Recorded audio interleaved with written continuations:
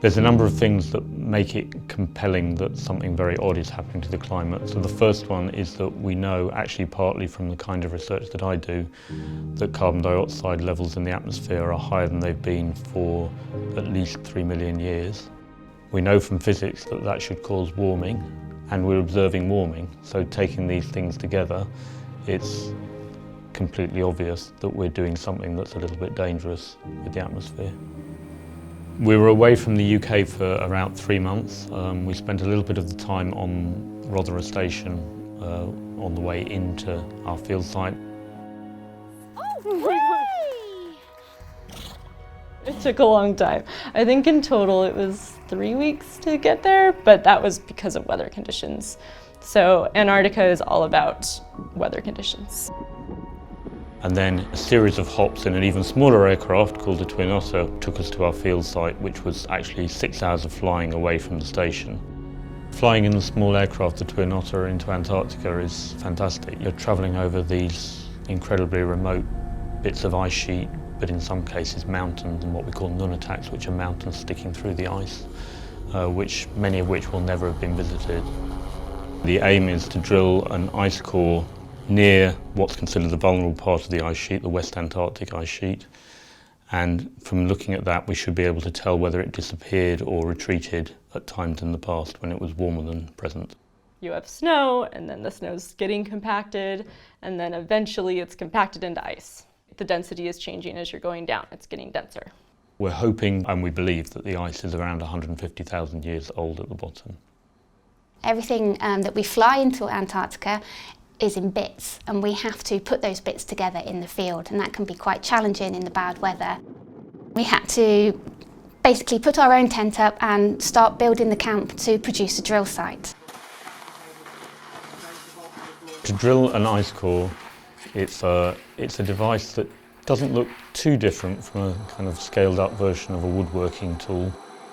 It cuts a ring of chips around the core, and then you end up with a core in the middle of it that's about 10 centimetres or 4 inches in diameter. It has blades at the end, and that cuts the core, and then they pull it back up, and then the two drillers push the ice out onto a workbench. And then someone like me comes around with a measuring tape, and then you cut it into 80-centimetre pieces. There are many, many things you can measure in ice. Almost everything that's introduced into the atmosphere, be it pollution or gases or natural things into the atmosphere, in some way, if they're transported to the polar regions and laid down in the snow, those records are available forever. So at the moment, we're living in an interglacial. We're between cold climate periods, so in a warm period at the moment. But if you go back 125,000 years, you're in another warm period, so you're in the previous interglacial. And the climate was fairly similar to today. It was actually maybe slightly warmer. The sea level was probably slightly higher, maybe 6 metres higher. So as the climate warms in response to carbon dioxide and methane increasing in the atmosphere, we'll reach a stage where the temperature of the present day climate looks very similar to the temperature during the last interglacial. So it becomes an analogue for what we might expect in 100 years or so time. My job is to get measurements of, one of the main ones is sea salt, because that can tell you how close the site was to the ocean. We're also looking at water isotopes. Generally speaking, water isotopes are used as a temperature record in ice cores. Now that's interesting to us at this particular project because we think the West Antarctic ice sheet, and this ice core is drilled from within the West Antarctic ice sheet, it might have actually been completely lost during the last interglacial, and that might have been the source of the 6 metres or so extra sea level rise that we saw in the last interglacial. The first couple of days are probably the hardest because you're acclimatising to that cold climate and that bad weather and being away from your friends and family. So sometimes you don't get much sleep. The wind on the tents can be very noisy too. But during a good drilling season, you're very, very busy. You've got a great team with you and it's a lot of fun.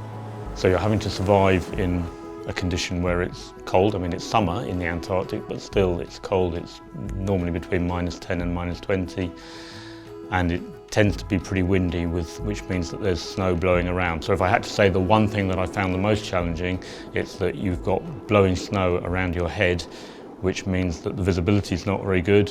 It also means there are piles of snow all over the place, and it's very easy to trip over them and end up falling flat on your face. There were times when I couldn't see the flag that would be like across the room here to try to get to the next place. So you have to sort of be careful. But then there are days when it's absolutely clear and beautiful, and it's very planetary experience because all the way to the horizon, you're just seeing like this white ice sheet. When it's not really horrible weather, you can walk a kilometre away from the camp and you're pretty alone there. You're pretty much more alone than you'll be anywhere else in the world. For a few days we were expecting to get to the bottom any moment now, and every shift, if we went off shift, we'd say, if you see anything exciting, come and get us, even if we're in bed, come and get us. So until that point the ice had been beautifully clean and pure. We're getting close to the bed and you start to see a little bit of grit, maybe a few very tiny pebbles being brought up from the bed.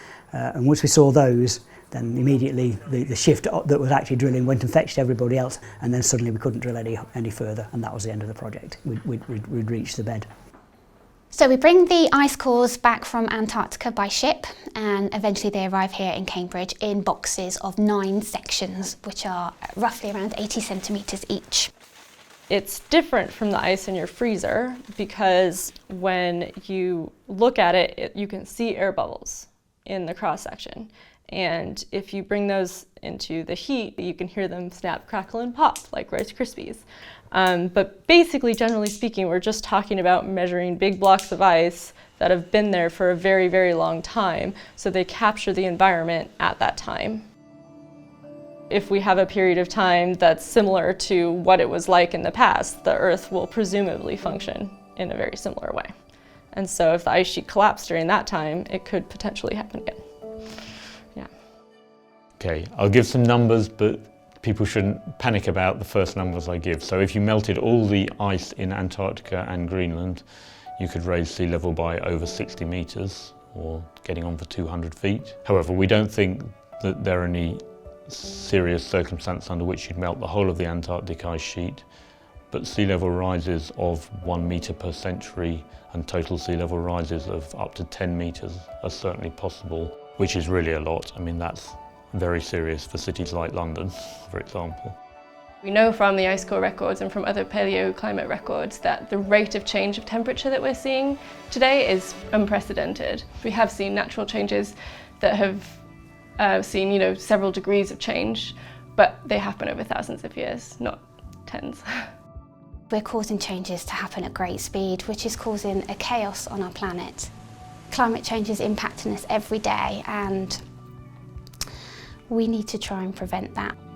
It's difficult for individuals to feel as though they're making a difference when they take actions about climate change.